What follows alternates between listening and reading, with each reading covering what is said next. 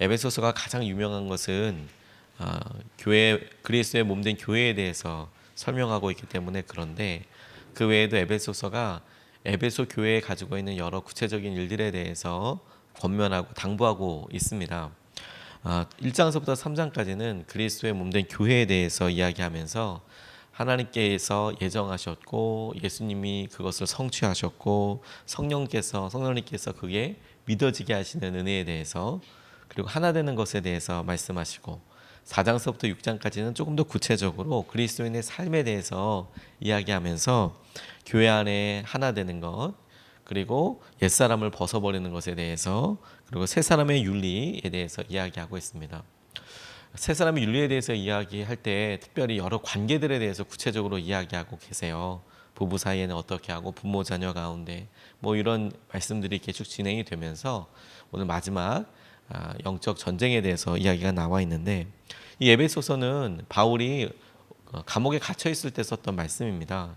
감옥에 갇혀 있을 때 그가 여러 교회들로 편지를 쓰게 됐는데 그 중에 대표적인 말씀이 빌립보서, 에베소서, 빌레몬서 뭐 이런 것들이 있습니다.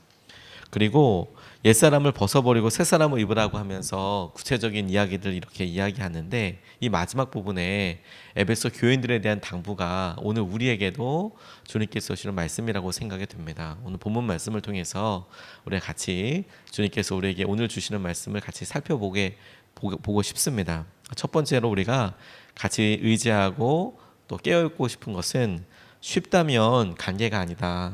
쉽다면 마귀의 관계라고 이야기되고 있는 부분들이 아주 쉽다면 그걸 관계라고 부르지는 않을 것이다. 같이 본문 말씀 같이 읽겠습니다. 마귀의 관계를 능히 대적하기 위하여 하나님의 전신갑주를 입으라. 아멘. 영적으로 깨어있을 것을 당부하는 내용이 에베소서 맨 뒤에 나와 있는데 저는 이번에 다시 통독하면서 이 부분이 나와 있는 연결되는 부분들에 대해서 조금 더 주목해 보게 됐어요. 이게 무슨 말이냐? 여러 관계에 대해서 이야기합니다. 부모 자녀들 사이에 부부 사이에 주 안에서 하나 되는 것에 대해서 종과 또 여러 사람들 사이의 관계들을 쭉 이야기하면서 이 모든 관계들을 주 안에서 너희들이 하나 되라 사랑해라 이렇게 관계들을 쭉 설명하면서 이야기하거든요. 특별히 부부 사이에 주 안에서 하나 되고 뭐 사랑하고 순종하고 이런 이야기들이 쭉 이어지는데 그리고 바로 끝으로 너희가 이렇게 이어지게 됩니다. 저는 그렇게 이해하지 않고 그 전까지만 해도 관계들이 쭉 이렇게 있고 그리고 영적 전쟁이 그 다음에 또 다른 단락이고 이렇게만 생각하다가 이것을 같이 생각해 보게 됐어요. 여러 관계들이 쭉 있는데 이런 모든 관계들이 주 안에서 이루어질 것인데 그러니까 끝으로 너희가 마귀의 관계를 능히 대적하기 위해서 이렇게 연결해서 이야기해 보니까 마음에 더 울컥하더라고요. 뭐냐면 마귀가 우리들을 유혹하고 낙담시키기 위해서 유혹과 시험을 일삼지만 특별히 관계에 있어서 이 마귀의 관계가 엄청난 거구나. 그리고 깊이 생각하기도 전에 제 입장에 그대로 생각해 보니까 진짜 그러네라고 바로 동의가 되었습니다. 전화 한 통화로 성령 충만했던 마음이 얼마나 쉽게 사라지는지 저는 여러 번 경험하게 됐거든요. 말씀을 묵상하고 참 하나님 오늘 감사합니다. 기대합니다.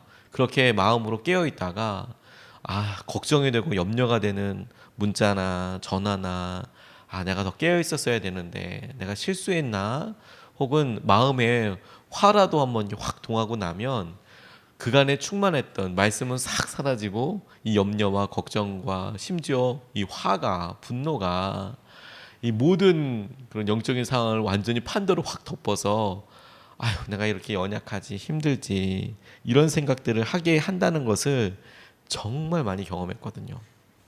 잘못된 관계가 하나님과의 관계를 왜곡시킵니다. 변화시킵니다. 그래서 영적인 전쟁이라고 이야기할 때 끝으로 너희가 마귀의 관계를 대적한다 이런 이야기를 하실 때 이게 관계 뒤에 있는 것이 이 관계 가운데 있는 이 관계에 대해서 우리가 깨어있을 필요가 있구나.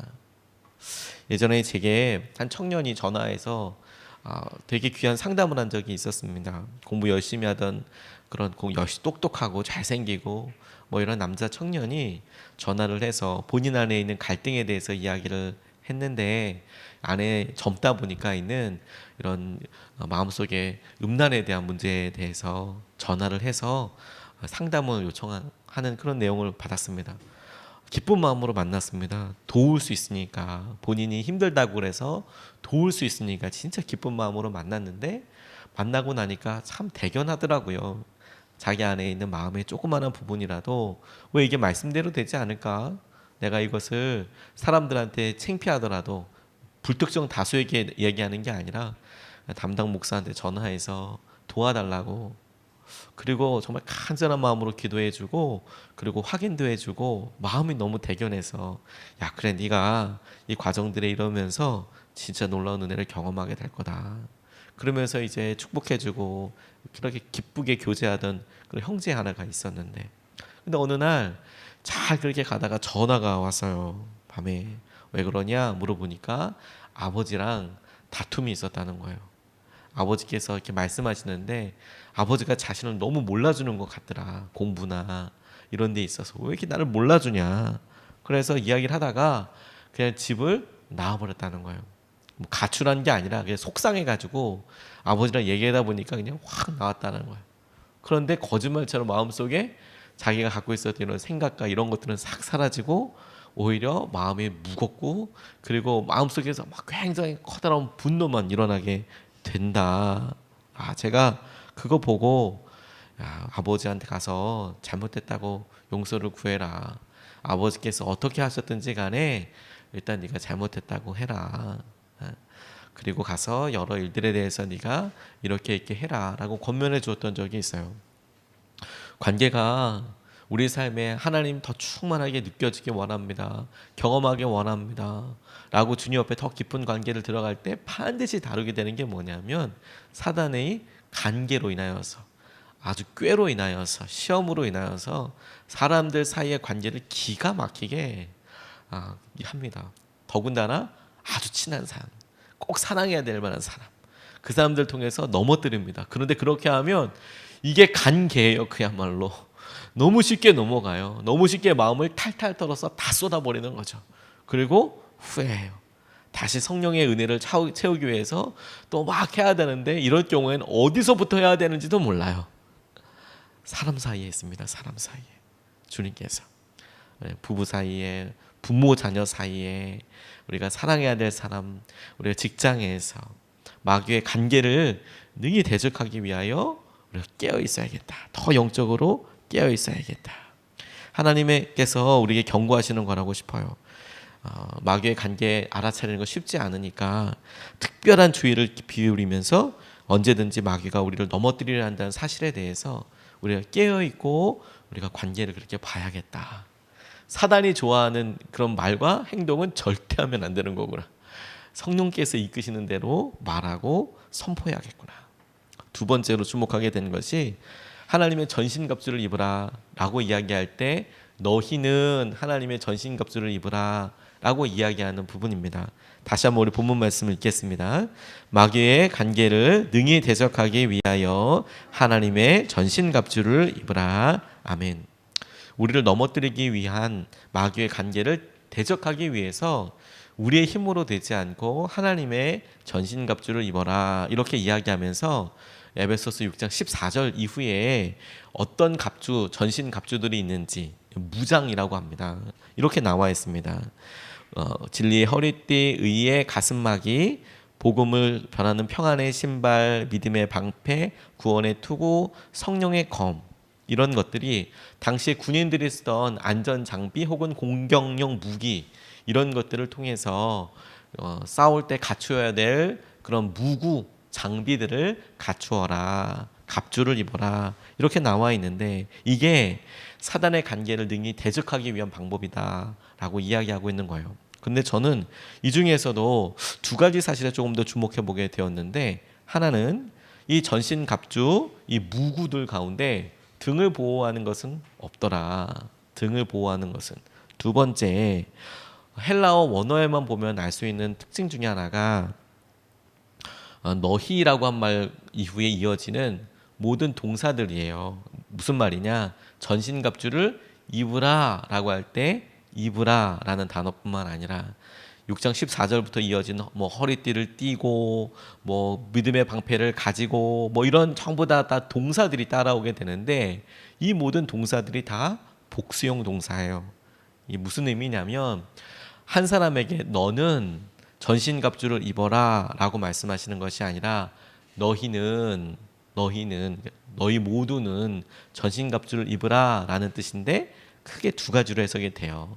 이 말을 듣는 너희들 모두가 다 전신갑주를 입어라, 취하라. 두 번째는 너희라는 교회가 전신갑주를 교회가 한 몸이어서 전신갑주를 입어라. 이것도 무리하지 않게 해석이 가능합니다. 근데 이게 왜 그러냐면 주님께서 우리에게 전신갑주를 취하라라고 이야기할 때 이게 등 뒤를 맡겨놓고 다시 말해서 뒤는 아무도 봐줄 사람이 없고 그리고 너희라고 이야기하는 것을 볼 때 주목하고 계시는 것이 저는 이렇게 적용하게 됐어요. 한 사람이 아니구나. 여러 사람들이 함께 전신갑주를 입어야 능히 마귀의 관계를 대적할 수 있는 거구나. 중세 시대 때 사람들이 이렇게 보고 있는 이렇게 뭐 영화 때 나오는 이런 건데요. 유럽의 기사들이 몸에다가 이런 철판 같은 걸 양철판 같은 거를 이렇게 붙이고 눈 거의 가리고 이 큰 창 하나 들고 대롱대롱 매달려서 이렇게 가다가 쿵 부딪히고 했습니다. 지금 보기에는 그거 아무것도 아닌 것 같지만 중세 시대 때는 그게 탱크나 전차 같은 거였어요. 화살이 뚫지 못했거든요. 그러니까 이런 사람들이 이렇게 쭉 일렬로 일렬로 서서 딱 창 들고 막 달려가면 사람들이 일렬로 쭉 서 있다가 그냥 그게 구멍이 뻥 뚫어지게 되는 거예요. 막지를 못했어요. 왜냐하면 말에도 철갑을 씌워가지고 대롱대롱 가다 보니까 화살에 뚫지 못했거든요. 당시에 철이 그렇게 튼튼하지 않았습니다. 그래서 이 양철판을 뚫지 못했어요. 그러니까 완전 전차였습니다. 서로 부딪혔을 때 이 기사들이 있는 데는 100% 이겼습니다. 근데 그럼에도 불구하고 몽골의 기마대가 와서 이 중세에 있는 모든 군들을 싹 쓸어버렸습니다. 근데 지금 현대에 이 군사 관련된 학자들이 연구를 해봤어요. 이게 왜 그럴까? 왜냐하면 1대1로 싸웠을 때에는 몽골의 기마대가 이길 수 있는 방법이 전혀 없다는 거예요. 전투력의 차이에 있어서 차이가 너무 많이 난다는 거죠. 전투력의 차이에 있어서 너무 많이 차이가 나더라. 더군다나 몽골의 기마대는 멀리서 출정해 온 그런 그 원정군이지 않습니까? 이길 수 있는 방법이 없는데도 유럽이 아주 삽시간 안에 판판이 다 무너졌습니다. 그래서 당시에 정복했던 숫자들 속도를 보면 진짜 말 달리고 가는 것만큼 성들이 함락됐다는 거예요. 거의 무혈입성하고 그랬다는 거예요. 이유가 뭐냐? 이 몽골의 기마대가 싸우는 방법이 독특했기 때문입니다. 당시 유럽 사람들은 커다란 평야에 모여서 좌우에 이렇게 진을 치고 있다가 돌격 앞으로 그럼 우르르 가가지고 말씀드렸던 대로 기사들이 쾅 부딪혀서 그래서 쭉 뚫고 나가면 그 뒤로 전차가 쓸고 나갔으니까 보병들이 쭉 가가지고 싸우는 거였거든요. 그게 핵심이었어요. 그래서 아무리 많은 사람이 오더라도 이 큰 무장들한 기사들이 나가서 쭉 이끌어 갔는데 근데 몽골 기사들이 같이 돌격 앞으로 그러면 쫙 같이 모이는 거죠. 그런데 신기한 건 이렇게 쭉 오다가 부딪힐만 하면 얘네들이 확 돌아서 도망가는 거예요. 그러면 그 기사들이 아주 기고만장한 거죠. 다 잡아! 그러고 막 따라가는 겁니다. 근데 차이가 바로 여기서부터 나요. 이 무구가 60kg에서 120kg 정도까지 됐답니다. 이 옷에다가 했던 게. 그리고 말에다가 철갑을 이렇게 씌웠잖아요. 그러니까 본인 무게 있죠. 이 철 무게 있죠. 그러니까 말이 한 200kg 되는 거를 끌고 가는 거예요. 아무리 튼튼한 말이어도 그 200kg를 하고 4kg 이상 못 간답니다. 4kg 이상. 그냥 가다가 다 지치는 거죠. 그러면 반드시 체력이 좋은 말이 있고 체력이 안 좋은 말이 있대요. 그러면 처음에는 횡렬로 이렇게 쭉 오는 것 같지만 나중에는 드문드문 섬처럼 그렇게 된답니다. 모여서 말들이 더 이상 가지를 못하는 거예요. 이건 때려도 안 되고 죽인다고 해도 말이 움직이지가 못하는 거예요. 탈진이 일어나서. 그래서 그 말이 회복될 때까지는 시간이 많이 걸렸습니다. 그렇게 쭉 도망가다가 기사들이 띄엄띄엄띄엄 그렇게 무구를 갖고 있던 띄엄띄엄 왔던 사람들이 이렇게 따로 떨어지면 그러면 몽골 군대들 다시 와서 멀리서 가까이 가지도 않아요. 멀리서 화살만 쏘는 거예요. 죽을 때까지. 그래서 그 섬들을 모여져 있는 사람들 다 죽이고 그 다음에 다 죽이고 이렇게 가면 아주 간단하게 끝나버리는 거예요. 한 방에 다 끝나버리는 거예요. 그런데 여러분 이게 요즘 사단이 쓰는 방법과 똑같습니다. 저는 개인적으로 봤을 때 믿음의 장수처럼 진짜 용맹한 분들 많이 봅니다. 어떻게 저런 일들을 하실까? 어떻게 저렇게 믿음으로 반응하실까? 정말 대단하다. 목회자들이 정말 고개를 숙이고 존경할 만큼 대단하신 분들 정말 많으십니다. 그런데 아이러니한 건 힘을 못 써요. 이유가 있다면 딱 하나예요. 혼자 있기 때문에. 이길 수 있는 방법이 없는 거죠. 등을 누군가가 지켜줘야 하거든요. 뿐만 아니라 같이 싸울 때 똑같은 무구들을 가지고 우리가 똑같은 선을 이루고 능선을 이루고 싸우는 게 기본이거든요. 그런데 요즘은 너무나 쉽게 자기의 능력, 나 이 교회에 같이 있는 거 못하겠어. 나 주위에 있는 사람들과 합을 맞춰서 일하는 건 안 되겠어. 그래서 그냥 그렇게 싸우려고 나가요. 1대1로 싸우면 당연히 이기죠. 근데 사단은 그렇게 쉽게 하지 않습니다. 관계들로 그냥 멀리서 의심의 불화살만 계속 쏘면 돼요. 의심만 톡톡톡톡. 그럼 언젠가 그거 한 방 딱 맞고 그냥 끝나는 거예요. 의심의 불화살 한 방이면 자기가 전혀 생각하지 못했던 것들, 내가 예수님 믿는 거 맞아? 이런 생각까지 하면서 결국에는 와르르 무너지게 되더라는 거예요. 20세기 초에 영국의 탐험가였던 어니스 쉐클턴 경이 유명한데요. 남극 탐험할 때 28명이 출발했습니다. 이분이 1914년 8월이니까 여름이라고 생각하기 쉽지만 남극은 24시간 365일 겨울입니다. 그래서 8월에 갔는데 남극에 갔는데 너무 힘들었어요. 더 유명해진 건 뭐냐면 실패했기 때문이에요. 가다가 유빙이라고 그래서 떠다니는 그런 얼음 산이 있는데 거기에 배가 갇힌 거예요. 얼음이 어니까 가다가 하룻밤 사이에 이 바다가 다 얼어버린 거예요. 너무 추우니까. 그러면 너무 황당한 건 배가 바다에 있다가 졸지에 육지 한가운데 있는 셈이 돼버리는 거죠. 뒤에 얼어버리니까. 어떻게 할 수 없으니까 이 사람들이 그중에 몇몇 사람들을 뽑아서 6명을 뽑아가지고 작은 보트에다 싣고 사우스 조지아 섬까지 1000km를 항해하게 돼요. 22명은 내비두고. 그런데 이 어니 쉐클턴 경이 유명한 게 뭐냐면 이 사람들과 같이 끝까지 추위에 싸울 때 그 사람들 독려하고 하나 되고 성공의 목표가 아니라 서로 이야기하고 그리고 혼자서 가장 무서운 짐을 진 거거든요. 이 쪽배 하나 타고 말이 그렇지 1000km를 오간다는 건 뭐냐면 서울서부터 부산까지 왕복하고 한 번 더 간다는 거예요. 부산에 왔다 갔다 하고 한 번 더 부산에 가야지 1000km가 되는 거거든요. 대충 그걸 조그마한 보트 타고 남극을 바다 위를 간다는 거예요. 엄청 춥고 먹을 것도 없지 않습니까? 근데 이게 말이 안 되는데 살리기 위해서 했는데 더 말이 안 되는 건 뭐냐면 28명 전원이 다 살았어요. 그래서 유명해서요. 한 명도 안 죽었어요.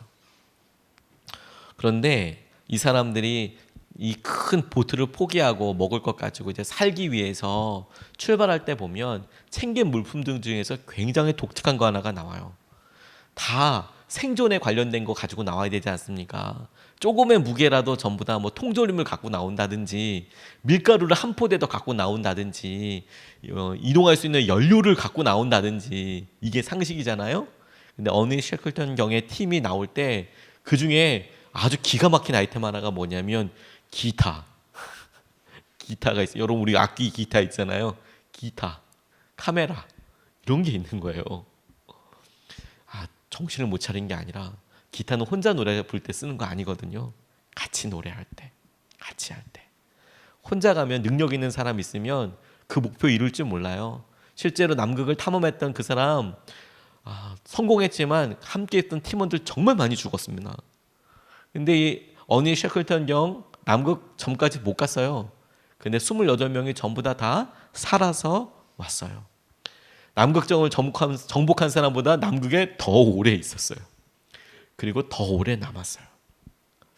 우리의 삶에서 하나님께서 원하시는 게 영적인 전쟁에 대해서 깨어있으라. 혼자 가는 거 아니다. 둘이 되고 셋이 되고 함께하게 될 때 살아남게 되는 것이다. 작다고 생각하지 마십시오. 속해나 여러 일들을.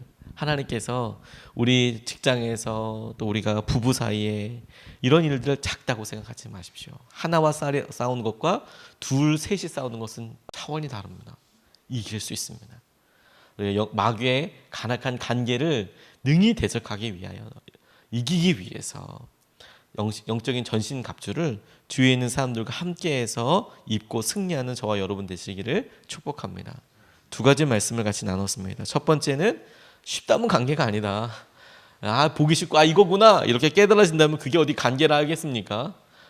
그런 거 아니다. 관계나 이런 일들에 깨어있기 위해서 우리가 영적으로 더 주의하여야 한다. 두 번째, 너희는 전신갑주를 입어라. 같이 하나 이것을 하게 해주십시오. 우리가 이것을 붙잡고 기도하기 전에 우리 본문 말씀을 3번 반복해서 읽겠습니다. 마귀의 관계를 능히 대적하기 위하여 하나님의 전신갑주를 입으라.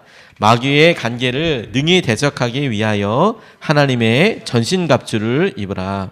마귀의 관계를 능히 대적하기 위하여 하나님의 전신갑주를 입으라. 아멘. 첫 번째로 이렇게 기도하겠습니다.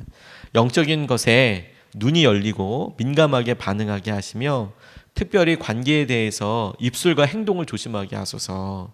영적인 것에 눈이 열리고 민감하게 하는 반응하기 원합니다. 오늘 하루 특별히 오늘 만나는 관계 가운데 우리 입술과 행동을 조심하게 해주셔서 주님 우리가 마귀의 관계에 넘어가지 않게 하여 주십시오. 영적으로 깨어있도록 입술과 행동에 조심하도록 같이 첫 번째로 같이 기도하시겠습니다. 아버지.